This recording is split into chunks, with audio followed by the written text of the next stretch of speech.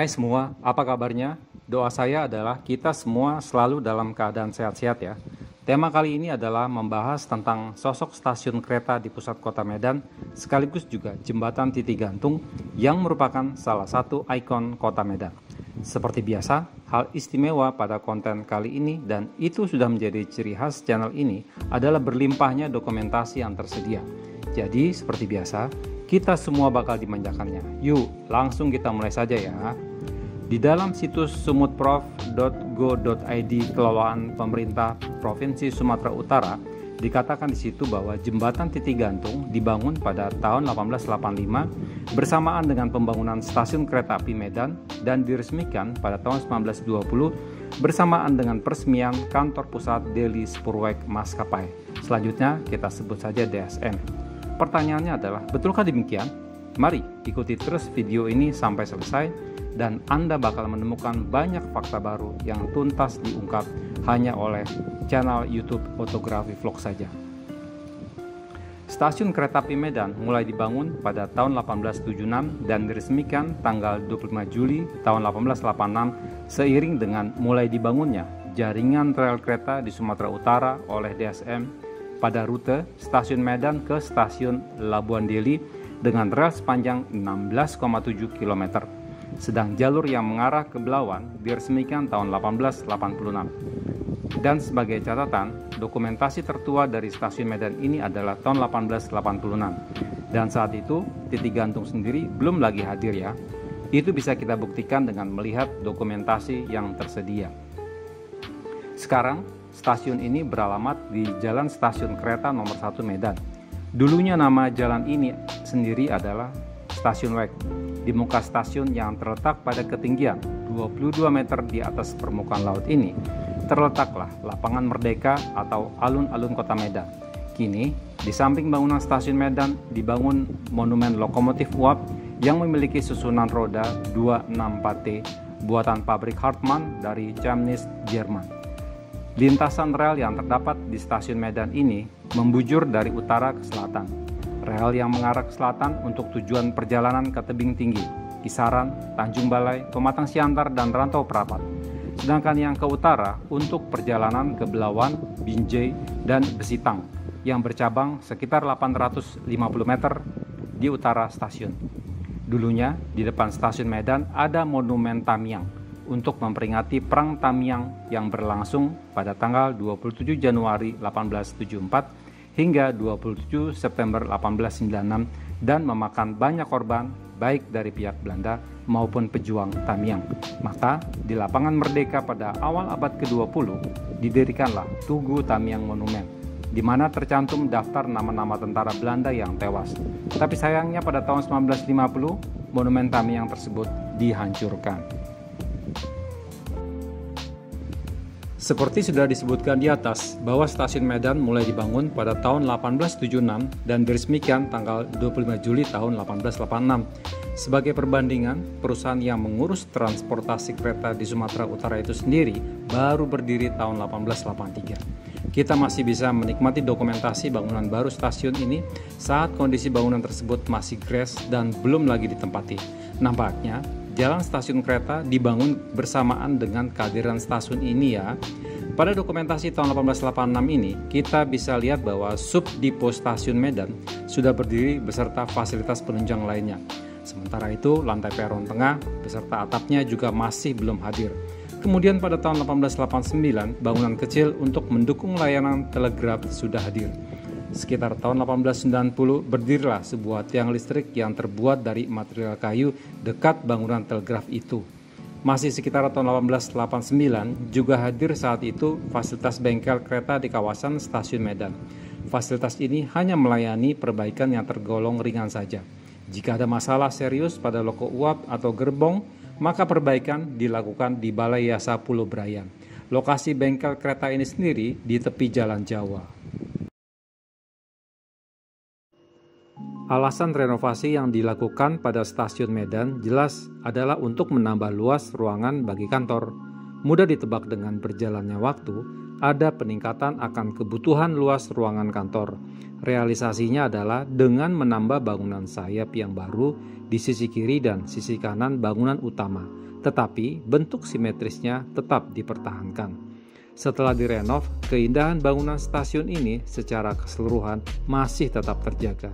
Jumlah lantainya pun tetap, yaitu 2.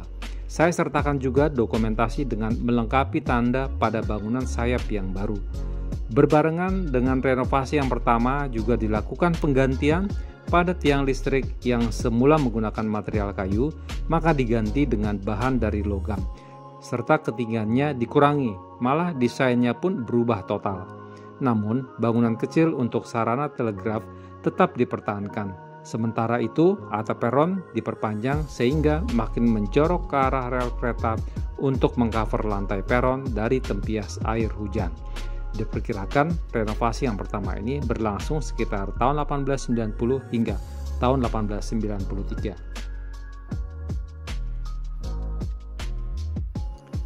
Kita sudah tahu bahwa layanan transportasi kereta di daerah Sumatera Utara itu dikelola oleh Delhi Spoorweg Maskapai atau disingkat DSM saja. Dengan berjalannya waktu, maka DSM yang berdiri pada tahun 1883 ini merasa memerlukan ruangan khusus bagi seluruh karyawannya untuk berkantor.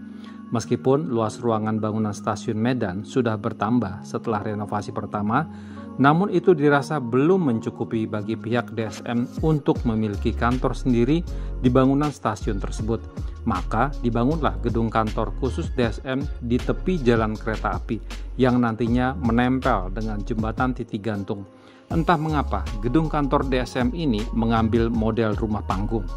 Pembangunan kantor DSM sendiri diperkirakan pada tahun 1890-an sebelum titik gantung hadir atau sekitar tahun 1895-1896.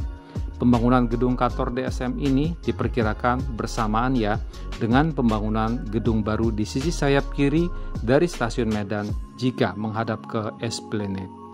Tadi sudah dijelaskan bahwa gedung baru di bagian sayap kiri stasiun Medan dibangun secara bersamaan dengan kantor DSM yang ada di jalan kereta api itu.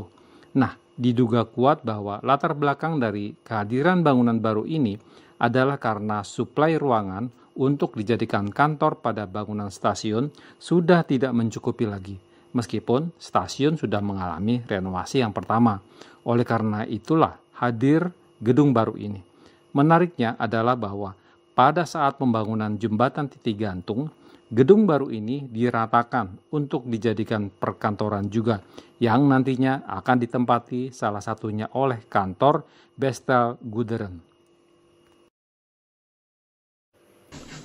Kehadiran suatu stasiun mutlak harus ditunjang oleh keberadaan fasilitas penunjang lain seperti area penumpukan kayu bakar, water torrent, garasi untuk loko uap atau subdipo, dan lain-lain. Dari dokumentasi yang tersedia, diketahui bahwa dipo lokomotif serta fasilitas lainnya disediakan bersamaan dengan pembangunan stasiun Medan. Sedangkan fasilitas perbengkelan di stasiun Medan sepertinya dibangun pada tahun 1889 karena dokumentasinya sendiri mulai ada pada tahun 1890. Bengkel di stasiun Medan ini hanyalah untuk perbaikan kecil saja. Jika memerlukan perbaikan serius, maka lokomotif akan dibawa ke Balai Yasa Pulau Brayan. Dari dokumentasi yang tersedia, diketahui bahwa bengkel kereta stasiun Medan ini dilengkapi oleh mesin bubut, mesin bor, dan mesin lainnya. Sekarang ini stasiun Medan memiliki depo lokomotif yang mampu merawat lokomotif besar jenis diesel elektrik maupun hidrolis dan juga pengawas urusan kereta atau PUK. Ada beberapa dokumentasi yang menggambarkan suatu perlintasan sebidang yang menghubungkan jalan kereta api di sisi timur laut dan jalan veteran di sisi barat laut dari lintasan kereta. Perlintasan sebidang ini masih berupa jalan yang berkerikil dan biasanya dilalui oleh orang, delman, gerobak, dan rickshaw. Pada kedua ujung perlintasan sebidang ini dibuatkanlah pintu perlintasan yang diturunkan jika ada kereta yang akan lewat, dan di saat aman untuk dilintasi, maka pintu akan dinaikkan. Dekat dengan perlintasan sebidang ini, ada pos yang diperuntukkan bagi penjaga perlintasan. Dengan berjalannya waktu, maka disadari bahwa di perlintasan itu perlu dibuatkan suatu jembatan penyeberangan agar meminimalkan resiko terjadinya kecelakaan. Diperkirakan sekitar tahun 1897-1899 dibangunlah jembatan titik gantung yang lokasinya tepat di atas perlintasan sebidang itu. Selain perlintasan sebidang yang akhirnya jadi titik gantung, ternyata ada juga perlintasan sebidang lain yang menghubungkan jalan stasiun kereta api dengan Jalan Jawa. Sesuai dengan dokumentasi, maka diketahui bahwa perlintasan ini juga dilengkapi dengan pintu perlintasan pada kedua ujungnya. Namun, oleh pihak pengelola stasiun, perlintasan ini tidak pernah dibuatkan jembatan seperti titik gantung. Pada saat awalnya stasiun Medan dibangun, titik gantung masih belum ada ya. Itu bisa dibuktikan dari dokumen yang tersedia. Selain itu, bangunan sayap di depan mulut jembatan titik gantung juga belum lagi hadir. Perlu diketahui bahwa bangunan sayap tersebut kelak menjadi kantor Bestel Guderen. Pembangunan titik gantung ini berbarengan dengan renovasi kedua atas stasiun Medan. Bangunan kantor baru yang sebelumnya sudah dibahas pada saat renovasi kedua, akhirnya diratakan dengan tanah. Dan di situ dibangunlah gedung sayap baru yang menempel dengan bangunan sayap stasiun Medan yang dibangun saat renovasi pertama. Oleh karena itu, hasil renovasi kedua ini bukan penambahan bangunan sayap, tetapi kita sebut saja renovasi pada sayap stasiun sekaligus pembangunan titik gantung. Sejak awal titik gantung itu bukan hanya diperuntukkan sebagai penyeberangan bagi pejalan kaki, calon penumpang kereta api, para pengunjung dan penonton berbagai kegiatan yang ada di lapangan Merdeka, tetapi juga sebagai sarana rekreasi. Pada sore hingga malam hari juga menjadi tempat favorit pejabat Belanda untuk bersantai dan menikmati pemandangan di pusat kota. Titik gantung adalah jembatan yang lokasinya dekat dengan stasiun Medan yang menghubungkan jalan kereta api dengan jalan veteran. Jembatan ini terletak di atas jalur kereta dan panjangnya sekitar 45 meter, serta punya ketinggian 6 hingga 7 meter dari permukaan tanah, sedangkan ketinggian stasiun Medan itu sendiri sekitar 22 meter di atas permukaan laut. Berdasarkan dokumentasi diketahui bahwa di bagian bawah titik gantung dijadikan tempat penitipan sepeda bagi orang-orang yang punya urusan di stasiun. Jadi, parkir sepeda ini merupakan bentuk dari optimalisasi ruang. Yang unik dari titik gantung adalah, meski dibangun di akhir abad ke-19, tetapi jembatan ini dari awal sudah ramah bagi orang tua serta kaum difabel, di mana untuk meniti jembatan tidak ada undakan tangga, tetapi lantainya dibuat rata saat mendaki atau menurun. Memang, titik gantung didesain agar juga bisa digunakan oleh kendaraan sado dan rickshaw. Selain itu, disediakan juga tangga kecil sebagai tambahan yang lokasinya sangat dekat dengan kantor DSM. Jembatan yang desainnya bergaya Victoria ini ditopang oleh beton dan konstruksi jembatan itu sendiri menggunakan baja. Sedangkan secara fungsi, jembatan titik gantung ini dibuat untuk menghubungkan kawasan hunian di timur laut yang dipisahkan oleh lintasan rel kereta dengan kawasan barat laut atau lapangan Merdeka yang dulunya sering ramai dengan berbagai acara termasuk pasar malam. Kini, status titik gantung adalah sebagai cagar budaya. Namun tahukah Anda, dulunya banyak pedagang buku bekas yang membuka lapak di titik gantung? Pada tahun 2013, saat renovasi kelima, seluruh pedagang termasuk kios-kios buku bekas yang biasa berjualan di sekitar jembatan ini sudah direlokasi dari jembatan titik gantung. Kini, fungsi jembatan tersebut telah dikembalikan seperti awalnya, yaitu sebagai tempat rendezvous dan wisata. Di awal kehadiran stasiun Medan, sebetulnya kondisi peron pada stasiun ini sudah dilengkapi oleh pelindung atau atap. Jenis atapnya sendiri adalah overhang, namun jelas masih kurang panjang untuk menaungi peron agar mampu menghindar dari tempias air hujan. Menyadari kurang maksimalnya penumpang dilindungi saat hujan, maka pada saat stasiun direnovasi yang pertama kali, yaitu sekitar tahun 1890-1893, atap peron diperpanjang dengan menjorok ke arah jalur kereta. Namun, tetap saja peron yang sudah hadir di tengah-tengah belum dilengkapi atap sama sekali. Jadi, bukan saja resiko kehujanan, namun juga penumpang bisa terpapar oleh sinar matahari. Pada dokumentasi tahun 1910, diketahui bahwa peron tengah sudah dilindungi oleh atap. Kemungkinan besar atap tersebut dibangun bersamaan dengan renovasi yang kedua, yaitu sekitar tahun 1897-1899. Hingga kini atap yang mengcover peron tengah tersebut masih dipertahankan ya.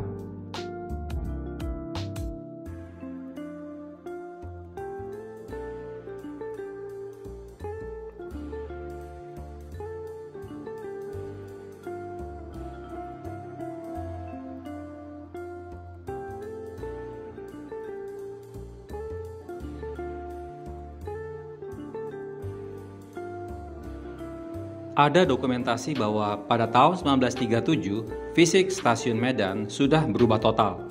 Perhatikan kehadiran menara pada puncaknya yang dihiasi oleh jam dinding, dan itu kita sebut saja clock tower. Dari jam tersebut, kita tahu pada saat itu jam menunjukkan pukul 11.35. Sementara itu, sebuah bis milik PO PML sedang melintas di depan bangunan utama stasiun. Pada renovasi ketiga ini, bangunan stasiun berubah total ya, namun tidak pada titik gantung. Selanjutnya, pada dokumentasi tahun 1993, nampak fisik dari stasiun Medan sudah berubah lagi. Kini telah hadir bangunan 5 lantai, namun clock tower hasil renovasi ketiga masih dipertahankan. Tentunya titik gantung tidak mengalami renovasi sama sekali. Kurang jelas tahun berapa renovasi keempat ini dilakukan. Apakah di tahun 1980-an? Kini posisi fotografer berdiri di atas titik gantung dan menghadap ke Jalan Pulau Pinang. Maka akan terlihat lanskap yang cukup luas, di mana di sisi kiri adalah Grand Hotel Medan. Kemudian di sisi kanan dan agak terpotong bingkai foto adalah Lapangan Merdeka. Saat itu di Lapangan Merdeka sedang berlangsung pasar malam. Just info saja, pasar malam pertama kalinya diadakan di kota Medan, yaitu tahun 1908. Acara ini diadakan atas prakarsa berbagai perusahaan perkebunan Belanda di Medan. Untuk mencapai stasiun Medan, baik dari rumah atau dari manapun, maka calon penumpang menggunakan sarana transportasi lain ke stasiun. Pilihannya relatif tidak begitu banyak, yaitu delman, rickshaw, sepeda, mobil, atau jalan kaki. Tidak heran jika kita banyak menemukan dokumentasi tentang deretan delman serta rickshaw yang sedang ngetem menunggu sewa di depan stasiun Medan. Meskipun berasal dari negeri Sakura atau Jepang, ternyata operator rickshaw kebanyakan dari etnis Cina, sedangkan kusir delman adalah etnis Jawa atau Melayu. Biasanya sewa atau penumpang ramai saat kedatangan kereta penumpang. Pengelola stasiun sendiri menyediakan keran air yang dilengkapi sejenis wadah yang diperuntukkan bagi para kusir delman yang akan memberikan minum bagi kuda-kuda mereka. Saya jadi teringat dengan tempat minum bagi kuda yang disediakan di Pasar Lama Kota Bogor, Jawa Barat, di mulut Jalan Surya Kencana. Seperti kota-kota besar lainnya di wilayah Hindia Belanda, maka bioskop juga hadir di kota Medan. Gedung bioskop yang tertua di Medan ini terletak di Jalan Veteran dan sudah sangat dekat dari titik gantung. Pada awalnya gedung bioskop ini terbuat dari papan kayu dan didirikan oleh Orange Bioskop, kepunyaan seorang Yahudi yang bernama Michael. Lokomotif pertama yang dipakai oleh Delhi Spoorweg maskapai adalah lokomotif khusus buatan pabrik Hohenzollern, Nederland yang diberi nama Sumatera, buatan tahun 1903, tipe B2. Loko uap ini memiliki 2 silinder dimensi 295 x 400 mm dengan diameter roda mengemudi dari 1200 mm. Tekanan boiler adalah 12 kg per cm persegi. Perapian wilayah 0,9 meter persegi dengan permukaan pemanas dari 45,2 meter persegi. Berat secara keseluruhan adalah 30 ton. Inilah lokomotif uap yang pernah beroperasi di lintasan rel kota Medan dan sekitarnya. Jenis loko ini memiliki susunan roda 264T buatan Hartmann, Holland, tahun 1914. Lokomotif uap ini milik Delhi Spoorweg maskapai dan terakhir beroperasi pada bulan September 1978. Selain itu ada loko lain yang pernah melayani rute Medan Pematang Siantar, memiliki susunan roda 244T buatan Hartmann tahun 1901 dan terakhir beroperasi bulan September 1978. Lokomotif milik Deli Superweg maskapai ini dengan susunan Gander 264T memiliki berat 48,3 ton yang mampu menghasilkan kecepatan hingga 68 km per jam. Pada tahun 1917, DSM mendatangkan 4 lokomotif uap tipe D2 yang kemudian diberi nomor DSM 45 sampai dengan DSM 48. 5 lokomotif tipe D2 ini didatangkan dari pabrik Rexpoor Belanda pada tahun 1917. Lokomotif ini digunakan untuk menarik gerbong barang dari pematang siantar atau tebing tinggi. Lokomotif tipe D2 ini mampu menarik rangkaian gerbong barang dengan berat 150 ton. Arsitektur stasiun Medan sekarang ini telah mengalami banyak perubahan dari bentuk aslinya.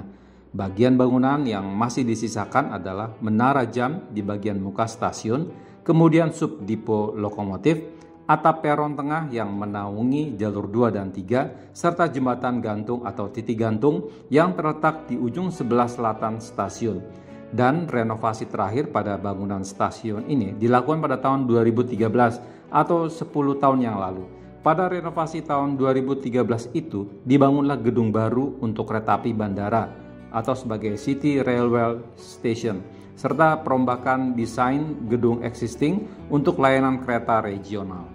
Supaya kita dapat benang merah dari konten ini, maka boleh dikatakan bahwa pembangunan seluruh fasilitas di kawasan stasiun Medan, termasuk titik gantung dan bangunan sayap, itu tidak dilakukan serentak ya. Mereka itu dibangun secara bertahap, namun jarak waktunya masing-masing tidak terlalu jauh. Contoh masa pembangunannya di kisaran tahun 1876 hingga tahun 1899. Renovasi pertama berlangsung sekitar tahun 1890-1893. Kemudian renovasi kedua dilaksanakan sekitar tahun 1897-1899. Setelah itu dilakukanlah renovasi ketiga, yaitu sekitar tahun 1930-an. Kemudian renovasi keempat yang hasilnya terdokumentasi pada tahun 1993. Tanpa diketahui kapan dilakukan renovasinya. Dan renovasi terakhir adalah tahun 2013. Informasi bahwa titik gantung dibangun pada tahun 1885 itu tidak tepat ya. Mengapa? Karena pada dokumentasi tentang stasiun Medan tanggal 24 Januari 1893 saja, titik gantung masih belum lagi hadir loh. Yang mendekati itu adalah sekitar tahun 1897-1899. Titik gantung sendiri sudah hadir pada dokumentasi tahun 1900. Perlu diketahui bahwa titik gantung tidak pernah disentuh oleh pekerjaan renovasi. Demikianlah bahasan kita kali ini yang cukup detail mengenai stasiun Medan serta jembatan titik gantung. Jika ada informasi lain atau data baru, monggo jangan sungkan, infokan saja di kolom komentar. Berharap semoga ini semua bermanfaat bagi kita. Terima kasih sudah menonton hingga akhir. God bless you bro and sis. Please like, share, and subscribe.